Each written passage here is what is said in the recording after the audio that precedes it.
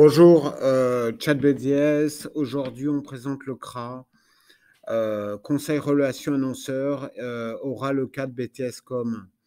C'est pas très compliqué, mais il y a des rappels à faire. On fera plusieurs vidéos dessus parce que on peut vraiment avoir une bonne note si on a compris le principe de l'épreuve. Là, vous avez les compétences, vous les maîtrisez. C'est les compétences que vous avez utilisées dans vos fiches cerises, cycle de vente, cycle d'achat. Théoriquement, je pense qu'il n'y a plus de difficulté pour vous. Maintenant, l'enjeu de l'épreuve, c'est pas le théorique. Ou tout au moins, c'est pas seulement le théorique, c'est de faire le lien entre le théorique et vos expériences professionnelles. Et il se trouve qu'on peut tout à fait avoir un étudiant qui sait faire quelque chose, qui l'a fait en entreprise, qui connaît la théorie par ailleurs, mais qui ne fera jamais le lien oralement entre les deux, où il ne fera pas le lien de façon suffisamment claire. Et là, le jury va considérer que cette absence de clarté dans le lien entre les deux, au fond, témoigne du fait que c'est pas un pro. Voilà, c'est tout. Et il sera saqué. Donc, c'est important de comprendre que le travail qu'on doit faire se situe à la jonction de l'expérience, que ce soit en stage, alternance et du théorique. Donc, vous avez un bouquin NDRC d'une part classique sur le cycle de vente, les outils, AIDA, Smart, Soncas, Cap Soncas, les achats, le cahier des charges, etc. Et de l'autre, vous avez votre expérience. Et l'idée, c'est vraiment de faire les liens, de vous entraîner à passer de l'un à l'autre pour ne pas perdre votre aplomb, sachant que malheureusement, il y a encore trop d'étudiants qui dévaluent leur expérience professionnelle pour plein de raisons, soit parce qu'il y a beaucoup de simulés, soit parce qu'ils n'ont pas fait grand-chose dans l'entreprise, mais ça n'empêche pas qu'ils sont des professionnels. Mais ils ont une vision un peu dégradée de ce qu'ils ont fait, et ça se ressent à l'oral. Et si à l'oral, on n'est pas dans une démarche vraiment constructive, où on valorise sa pratique en la commentant avec des termes techniques, ça passe pas. Voilà, faut être clair et net. Donc, c'est l'objet de cette petite fiche-là. Bon, donc effectivement, on va être aujourd'hui sur... je vous donne un exemple. Préparer les outils de vente, c'est la première fiche, elle est maîtrisée par à peu près tout le monde. Moi, je suis au jury, je demande, pouvez-vous décrire comment vous préparez vos outils de vente avant une réunion avec un client potentiel? Vous voyez que la formulation, elle n'est pas très compliquée. Mais la formulation, elle peut décontenancer parce que vous allez vous dire, merde, je l'ai fait, mais comment je vais en parler? Si vous ne l'avez pas travaillé avant, vous êtes coincé. Parce que vous n'arriverez pas à mélanger le théorique et le pratique. Et c'est là que vous devez travailler. Ce mélange des deux qui fait le bon oral. Autre exemple, quel outil de vente avez-vous trouvé les plus efficaces et pourquoi? Voilà, ça implique de faire un retour réflexif sur soi, de s'être demandé effectivement ce qui a été utile. Si cette question, il y a un gros blanc, il y a un malaise. Bon, d'autres questions. Quels critères utilisez-vous pour cibler vos prospects? Pas une question difficile. RFM, Pareto, vous connaissez tout ça. Mais il faut vous mettre dans la peau de quelqu'un qui l'a fait. Et vous l'avez fait, globalement. Suivre la prospection. Quel outil technique utilisez-vous pour suivre votre prospection?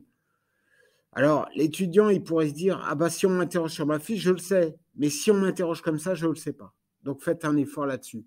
Comment établissez-vous une relation commerciale avec un nouveau client? Pareil. Donc, voilà, là, vous avez bien compris, je ne vais pas me répéter, où je veux en venir. Je veux en venir à l'idée qu'il faut dire « je » à propos de votre expérience et que, à propos de votre expérience, vous utilisiez les termes du cours. Voilà, et c'est là que vous avez la bonne note. Bon, encore d'autres exemples. Comment préparez-vous une négo commerciale?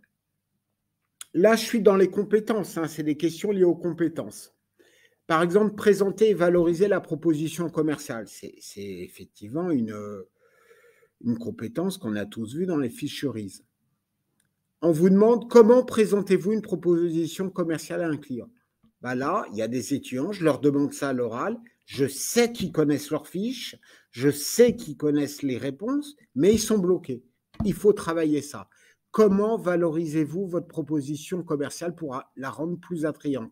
C'est le même contenu que la fiche. Ça ne veut pas dire répéter la fiche, qui est souvent abstraite, c'est du blabla. Mais il faut travailler la jonction.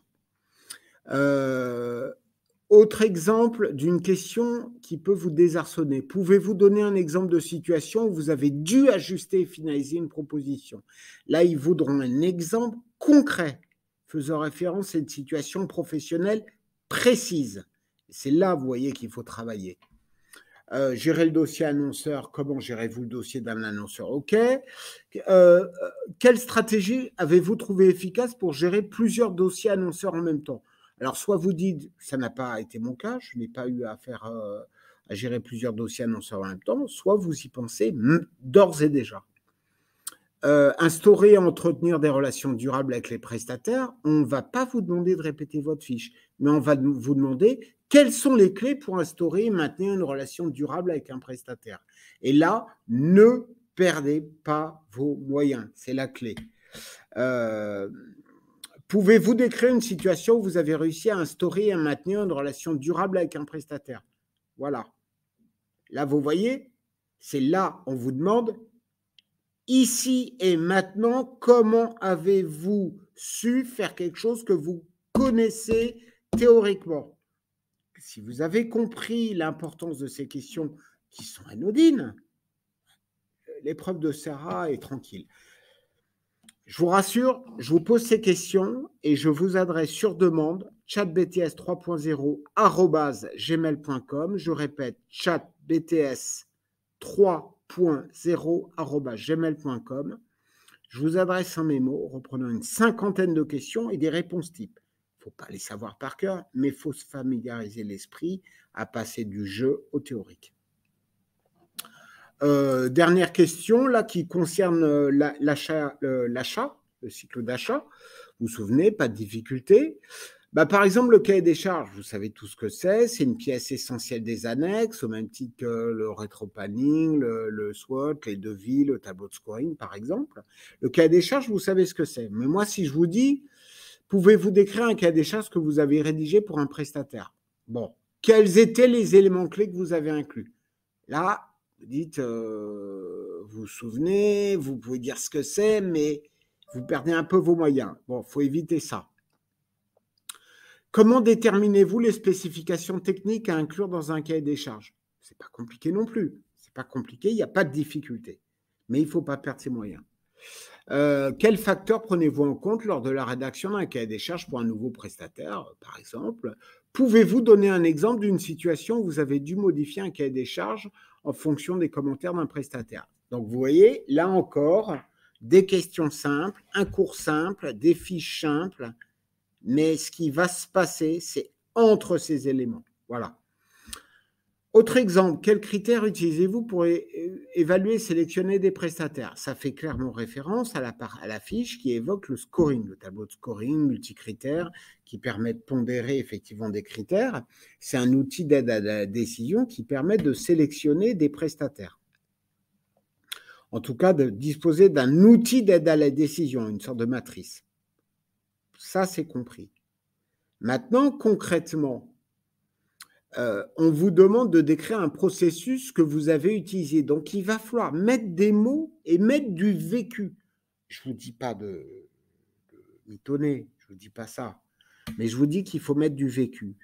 Que vous ayez été en stage, que vous ayez été en alternance, il y a un vécu. C'est ce vécu qui fait l'objet de la validation pendant l'oral. Ce n'est pas autre chose.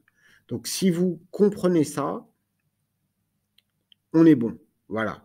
Mais il faut comprendre ce qui est évalué. Ce n'est pas seulement le cours, ce n'est pas seulement des fiches qui peuvent être du copier-coller. C'est la jonction des deux. Voilà. Donc ça, c'est très, très important. Et les fiches que je vous adresserai sur demande, j'espère vous aideront.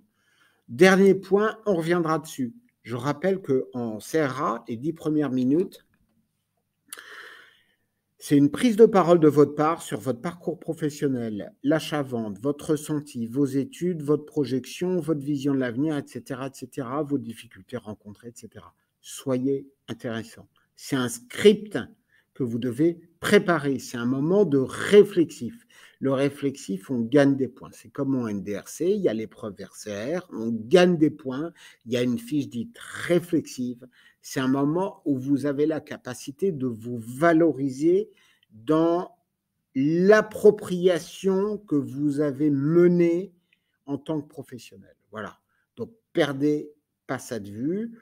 Donc, je clôture là-dessus. Vous voulez le mémo, vous me faites un petit mail, chatbts3.0@gmail.com. S'il y a d'autres questions, vous me le dites en commentaire. Petit like, petit commentaire, petit abonnement. Voilà. Vous soutenez ma démarche. Des questions, un coup de cerise, vous me faites un commentaire ou un mail et j'essaierai d'y répondre. D'accord? Bon, allez, bon courage.